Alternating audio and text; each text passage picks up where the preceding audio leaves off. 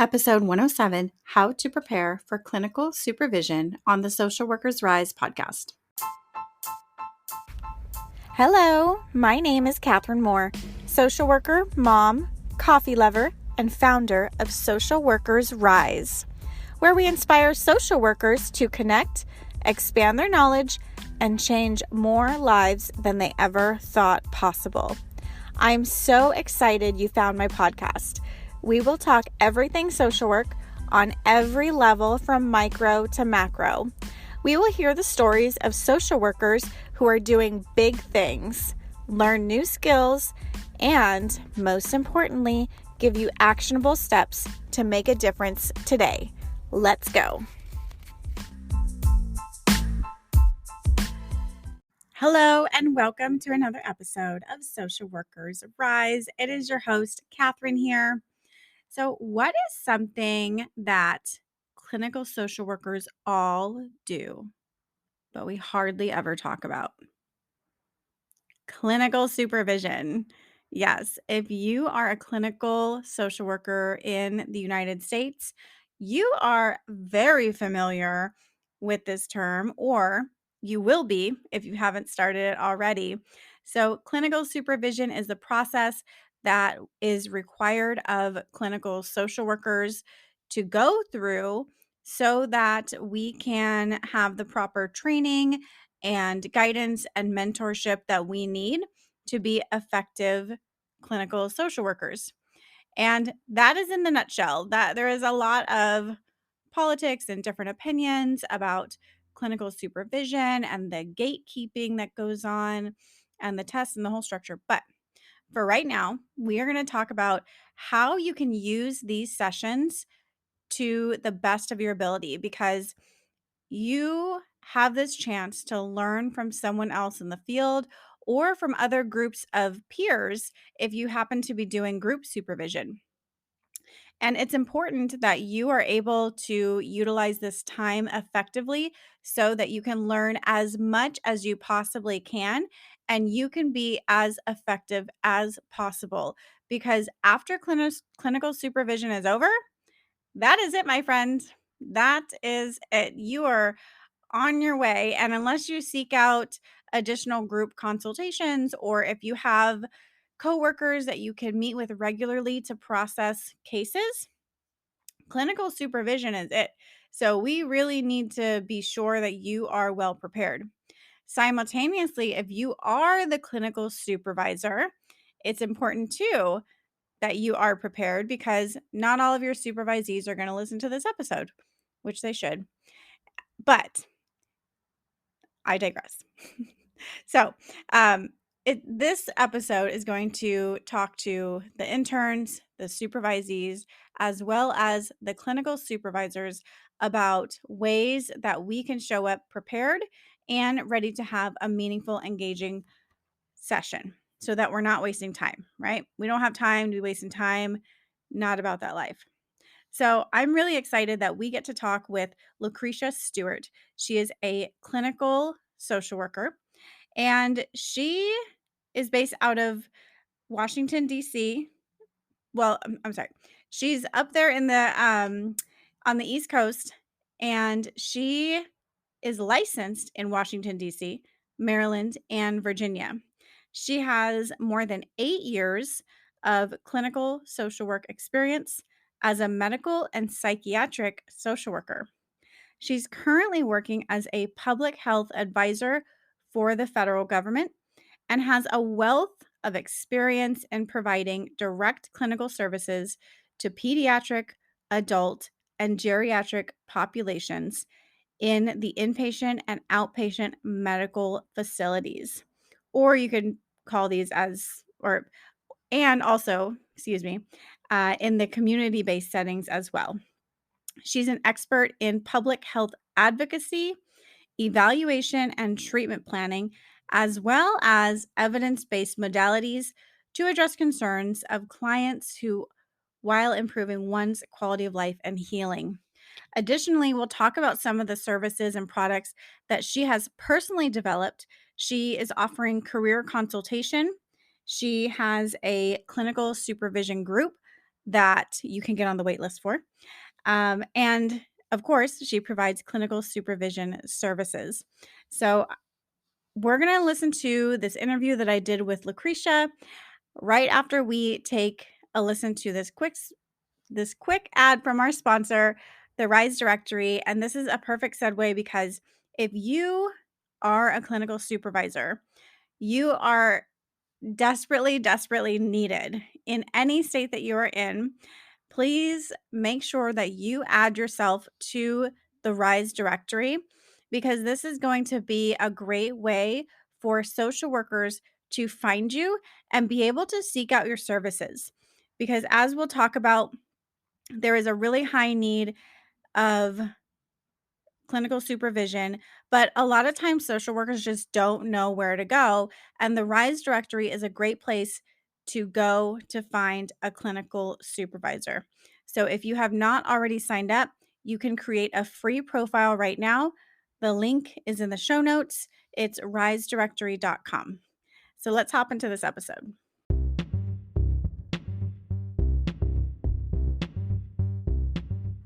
This episode is proudly brought to you by the Rise Directory, a national directory of clinical supervisors who are dedicated to helping the next generation of clinical social workers grow in their clinical skills. The link is in the show notes. Check it out and tell every clinical supervisor you know about this directory.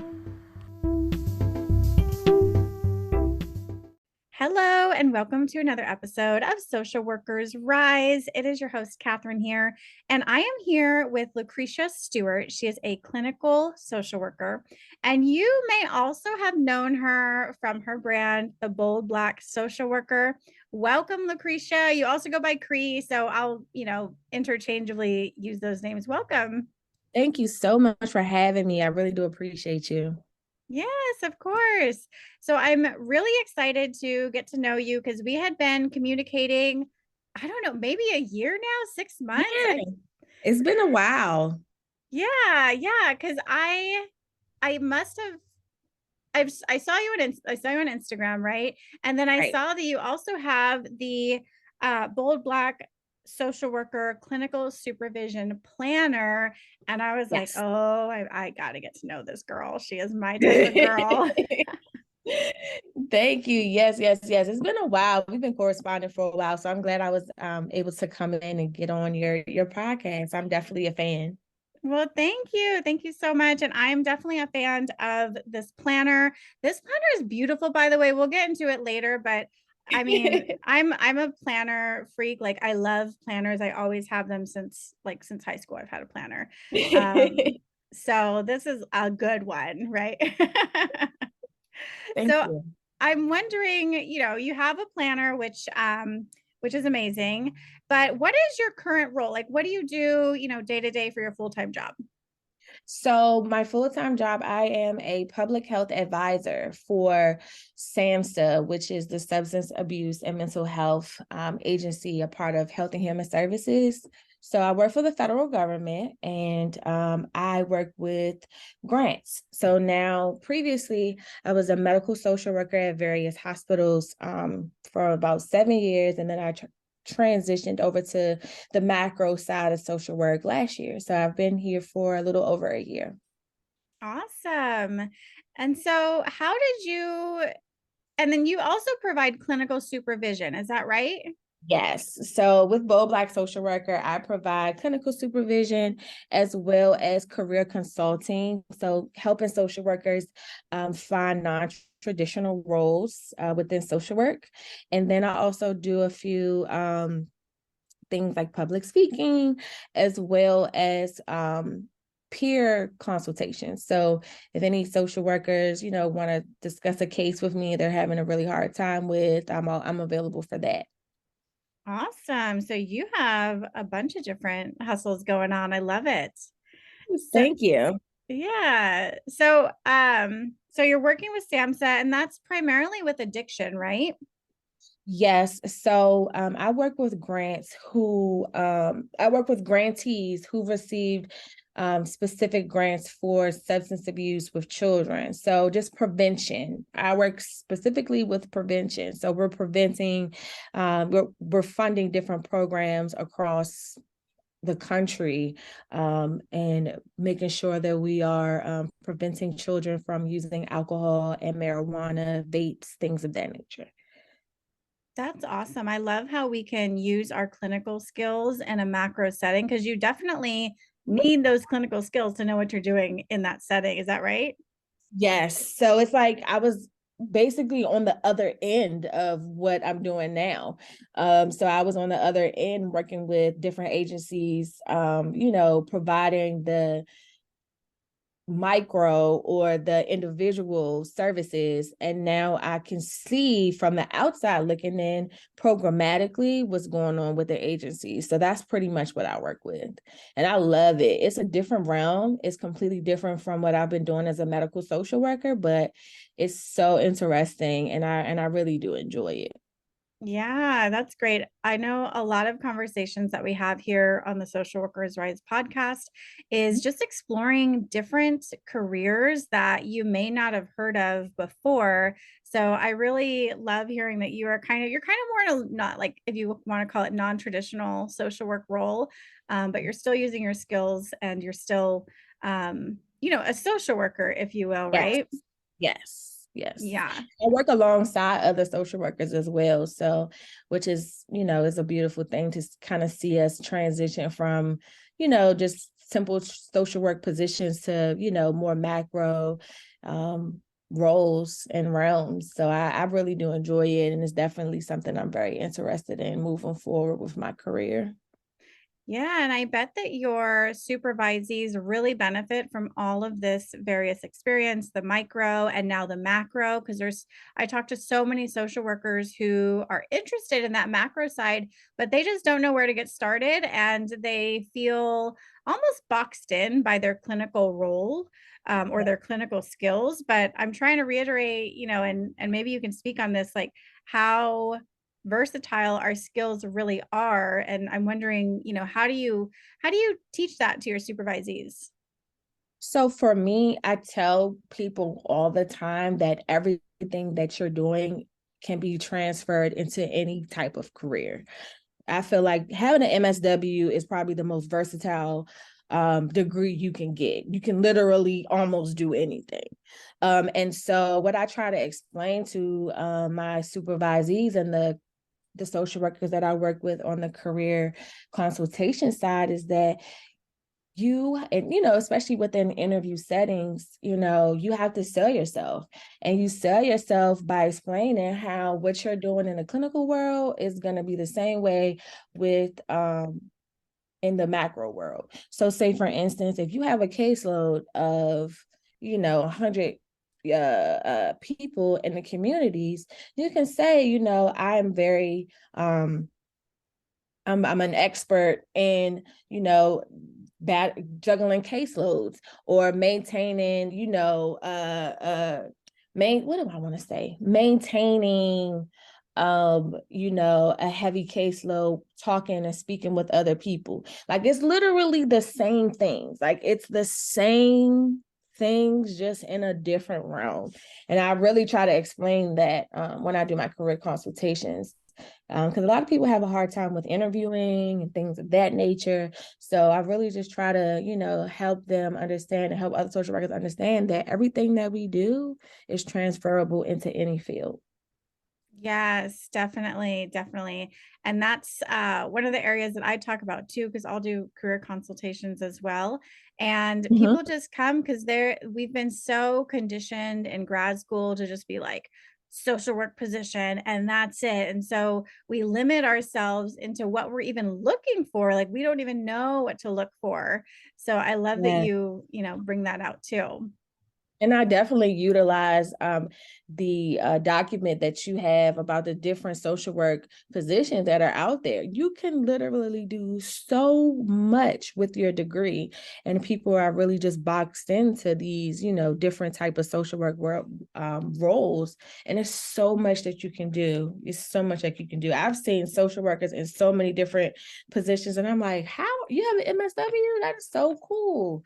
I'm telling you, we can do anything. Yes, yes. And I love that you included that list in the clinical supervision planner because it's a list of, I counted it out the other day. Well, I updated it also. So the new updated list is now like 197 different roles. I was like, oh my gosh, and Yeah, it I keeps gotta go take growing. a look at that. I have to definitely take a look at that because it could do anything. We can do anything. We are the most versatile and I think powerful degrees to get.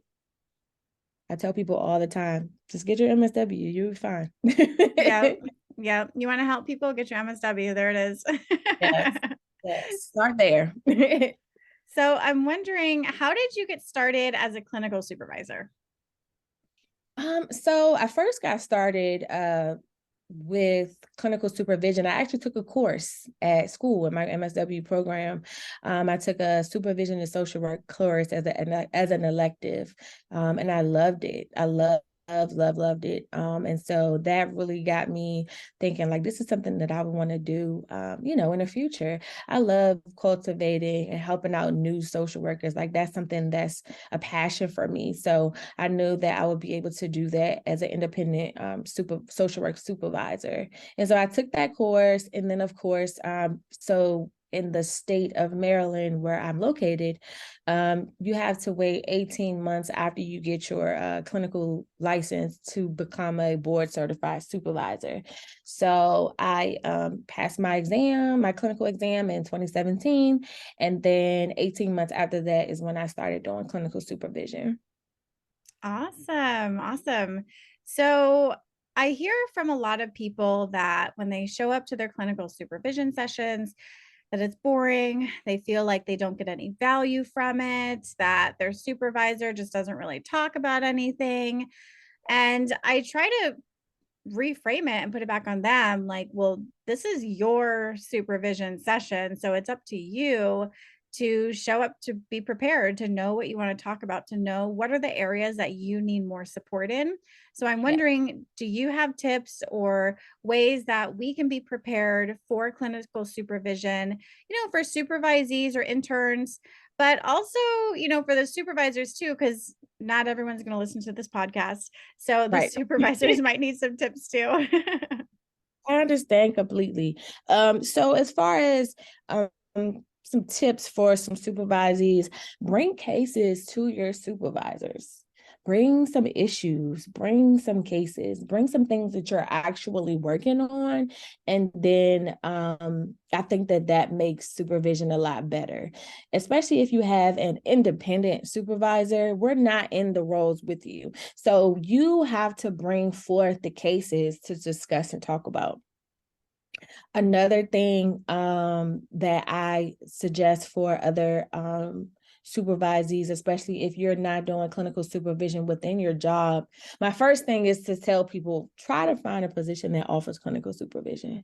Because supervision, although, this is a business for me, I tell people all the time, get it for free. Because I'll tell you, things can get pricey, things can get dicey. We're in a recession right now. So if you can find a position that offers clinical supervision, take it. Take it. Another thing that I would say for supervisees is to find someone that works in a specialty that you're interested in. That's something that I try to implement to the people that I work with. If you're into trauma focused or trauma informed care, try to locate a supervisor that specializes in that and works with that. I think that is something that is, it's vital because, if you want to do, trauma informed care, and your individual clinical supervisor is someone who works in as a school social worker, then you're not going to be doing the same things, or you're not going to be, learning some of the same things. And I also try to tell, other supervisors as well to, if you have a supervisee who's in a special social work role and you're providing clinical supervision for them, do not hesitate to ask for help. Utilize other peers, utilize the peer consultation services with RISE, utilize all of those things to help your supervisee. Because if you're just saying, well, I've never done this or I've never done that, it's a disservice. So make sure that if you are unable to kind of problem solve with their supervisee, make sure that you have the proper resources to at least assist in those difficult cases that you're not familiar with. We are always, always, always learning and evolving as social work supervisors and as social workers, period. So, as a supervisor, do not hesitate to ask for help because we don't know everything.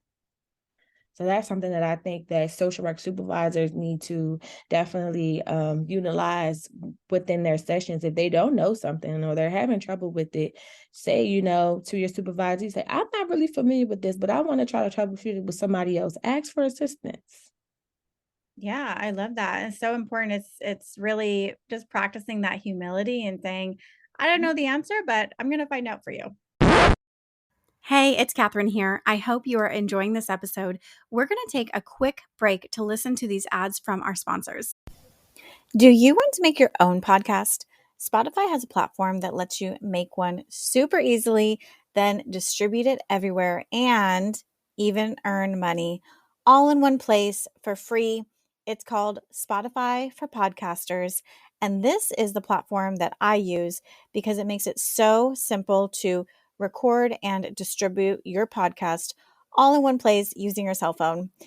What you need to do is download the Spotify for Podcasters app or go to www.spotify.com/podcasters to get started. If you're planning to take the BBS Law and Ethics exam, the ASWB Master's or Clinical Licensure exam, or if you're studying for the MFT exam, then you need a proven program that can help you understand the exam questions and pass with confidence. If this is you, I highly recommend the Therapist Development Center. I personally use TDC to pass my law and ethics and clinical exams and found the program provided me with everything I needed to pass with confidence. TDC's program integrates various ways of learning in an organized fashion, containing all of the information you need to pass without the overwhelm. And now, bonus, TDC is also offering a library of continuing education courses that fulfill your license renewal requirements and will support you in your career development. If this sounds like something that you need, visit their website, therapistdevelopmentcenter.com, and use the code SWRISE10 at checkout to receive 10% off any of their CE courses, including their brand new course, On the Edge of Life, an Introduction to Suicidality. You can also check out the link in the show notes. Do you love horses, nature, and being outside? Do you dream of having a successful career working with horses and helping humans? Horse Therapy Center of Canada provides certification and professional training to mental health professionals like you who want to launch a business or career in equine assisted therapy. With 3 different delivery methods, you can become an equine assisted therapist in as little as 4 days. For Social Workers Rise podcast listeners like you, my friend, Horse Therapy Center of Canada is offering you up to $700 off of their certification and training programs. So don't wait. Start your career in equine assisted therapy and learning today. Check the show notes for how you can get started. Yeah, that's what I do.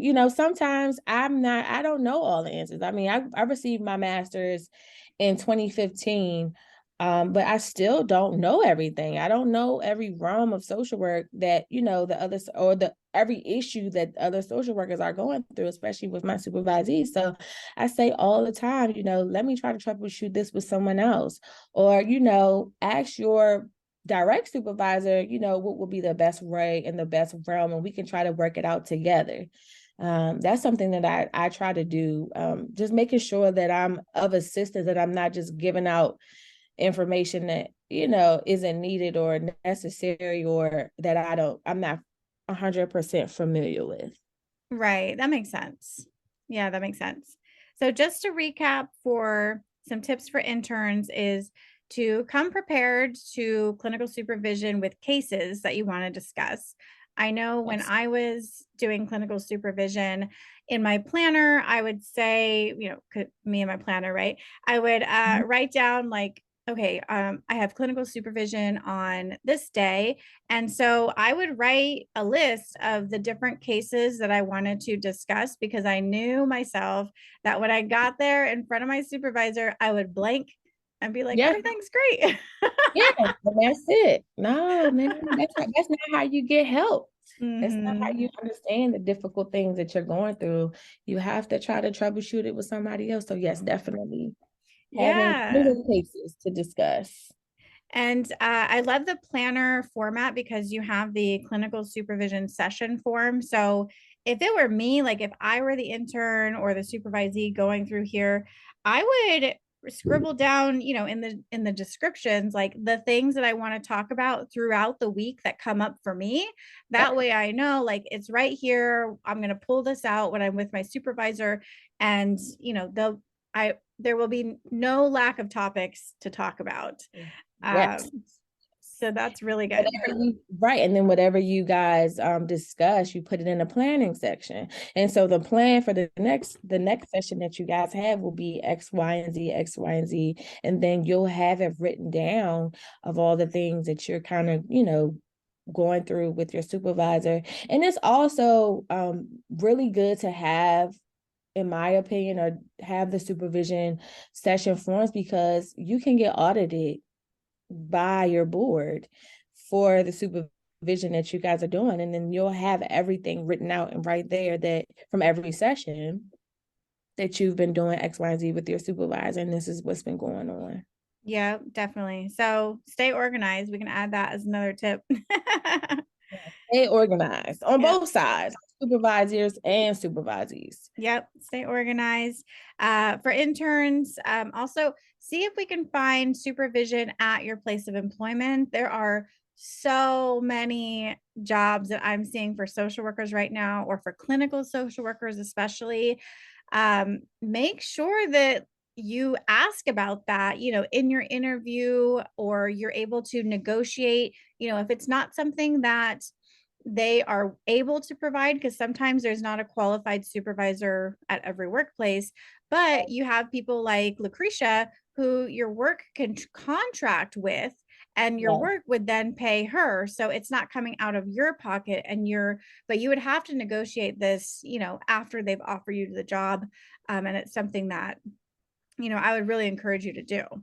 Yes, a lot of my supervisors, I would say about 3 or 4 of them, I'm contracted with their employer to provide them supervision, because they don't have the capacity to provide it for them. A lot of places they can't even get social workers in because they're not providing supervision.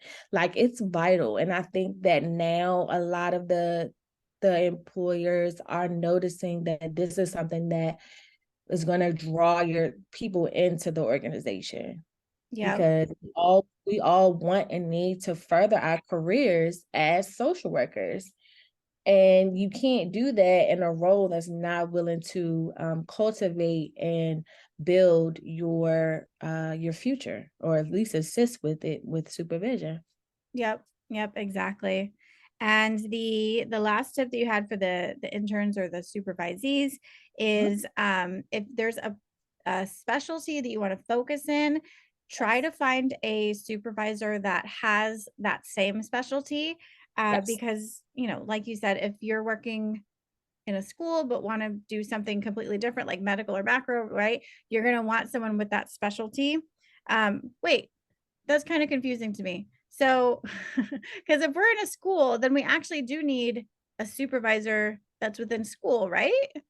No, what I was trying to pretty much say is that if you're in a role, like if you're in a school social work role, you wouldn't want to find a supervisor that doesn't have school social work experience. Okay, I mixed it up. Listen to Lucritia. If you don't like, or if you want to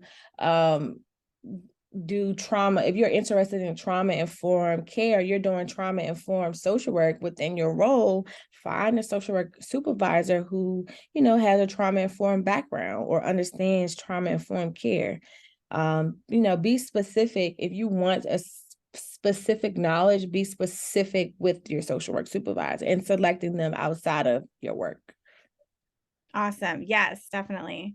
And then some tips for the supervisor is, just have humility and ask for help. There are resources available, not very many because I've done a lot of research on this. But the RISE directory, we do offer monthly peer consultations for clinical supervisors, and it's open to the community. So there are some free resources out there and a couple paid too. I know that I've seen some where you can join, for consultation groups and things, but we like to keep it free and open. And then also stay organized for supervisors and also for supervisees. Yes, remaining organized and on top of your documents and documentation because you can get audited. Definitely. So I'm wondering, Lucretia, kind of switching gears here, what inspired you to create the Bold Black Social Worker Clinical Supervision Planner? So what inspired me was that my social work supervision journey was really difficult. I was a medical social worker. And so if you already know, in the medical social work realm, especially on the inpatient side, it's so fast paced. You don't even have time to sit down and talk to anybody, let alone complete supervision. So I had to do a lot of things outside of work to gain my hours and to gain additional knowledge. So, and it was also really hard to maintain organization because I would have one social work supervisor and then she would leave, and then I'll have another one and they would leave, and then I wanted to create a central place to house all of your clinical social work documents, meaning like your contracts and paperwork. And then I also wanted to just maintain a central place to log in all your hours, your CEUs, and also give some tips to how to make supervision great for yourself and your supervisor. So that's why I included RISE's supervision topics as well in my planner. So I just wanted to just have a specific place and a specific book that social workers can use throughout their supervision journey. It's 30 months. So it's because supervision is not always exactly 2 years, right? So it's 30 months and you can go through and document and have everything in one location. So when you're ready to apply for your license, you won't be scrambling, looking for all your paperwork, looking for your signatures. Everything is in one specific place. Yes, I've heard so many horror stories about people who they did their clinical supervision, but they never got their supervisor to sign off, and now their supervisor is gone or fired or passed away, right? Died. Yes. That's another tip. That's another tip that and I'm sorry to interrupt you. Go ahead. That I tell people all the time: when you are done with your clinical supervision, or if you leave a job, get your paperwork before you do anything else. Get your documents and your paperwork. So like for me, when I have a supervisee who is actually leaving a position that I'm contracted with, so I told her, set in stone, we're going to do all your paperwork and documents now so you can have it, so you won't try to find me a year or two later and I'm unavailable. I would hate for that to happen, God forbid. So let's do it now. Let's have all our documents now and laid out, and then you can move on with your new supervisor and in your new role. Yes, because I've heard of sub where they lost those hours and now they Mhm. have to start over and do them all again. And oh man, it Yeah. can be a headache. So yes, It's definitely stay relatable. stay organized. And I will say it's not always 2 years for your clinical supervision. Most states, that's about what it is. But some states, man, it can take it like 4 years. I mean, the hours could be double, or it could be less, depending on your state. So definitely check into that, wherever you live or you'll be working. Yes, absolutely.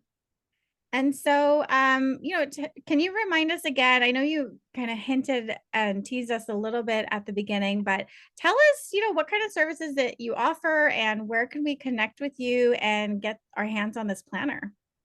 So Bold Black Social Worker is a consulting company that I created, and so the services that I offer is that I offer career consultations, and so with career consultations, I pretty much help social workers in the area locate jobs that are not not traditional social work roles. I help them tap into roles like macro positions, program management, things of that nature. Because a lot of social workers really don't know all that they can do as a social worker. So that's something that I provide. I also provide clinical social work supervision for social workers in DC, Maryland, and Virginia.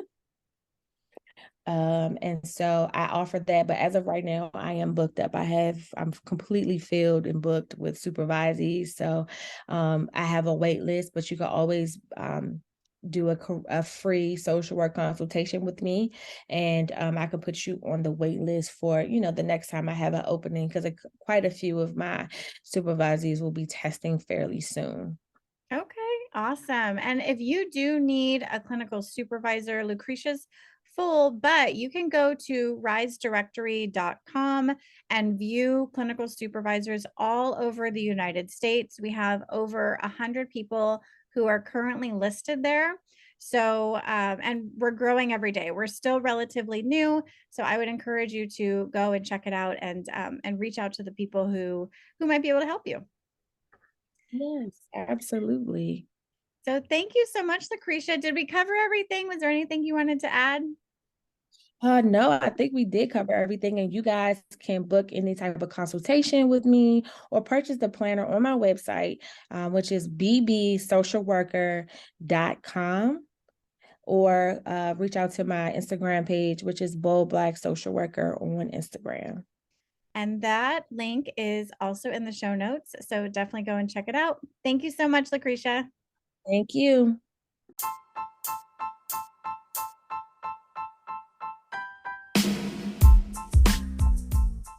Thank you for joining us on another episode of Social Workers Rise. If you loved it, please open up your iTunes, tap the 5 stars, and leave a short note on why you love listening to the Social Workers Rise podcast. Also, if you want to share it on social media, I absolutely love it. You'll have me fangirling all over you. Take a screenshot and share it and tag me at Social Workers Rise on Instagram and Facebook. Lastly, just want to leave a little bit of legal disclosure here that the information, opinions, and recommendations presented in the Social Workers Rise podcast are for general information only, and any reliance on the information provided in this podcast is done so at your own risk. This podcast should not be used in place of professional advice, therapy, or clinical supervision. And with that, my friends, I'll talk to you next week.